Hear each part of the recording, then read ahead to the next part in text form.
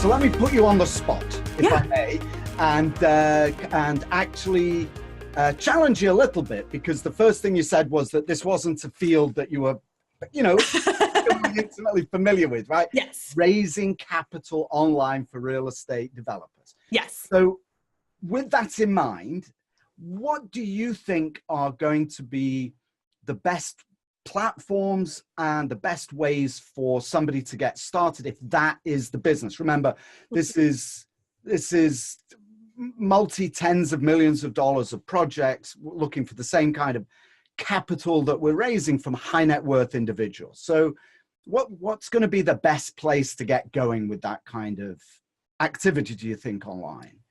I mean, in general, I'm going to say probably LinkedIn and Facebook as the top, because that's most likely to generate the target audience that you're looking for in terms of age, demographics, and finances.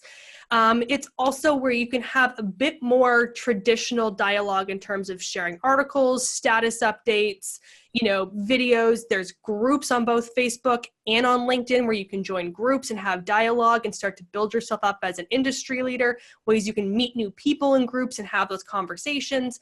So in general, I would say those two. Now, that being said, that doesn't mean you can't use Instagram. It doesn't mean you can't use Twitter. You can absolutely use those.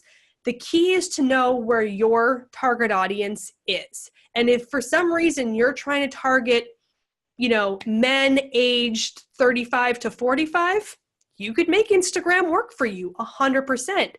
But if you're trying to target men, maybe in the 55 range, or if you're trying to target women in the over 45 range, then it would be more of the, the LinkedIns and the Facebook. So it's where your audience is as the first key indicator of where to hang out. Second indicator is where you feel comfortable. So if you're really comfortable on Facebook and you're really good with Facebook groups and you're really good with interacting and knowing the platform, and if that's where your audience is likely to be, then focus on Facebook. Don't try and go, well, I'm going to go on Instagram because somebody told me I had to be on Instagram.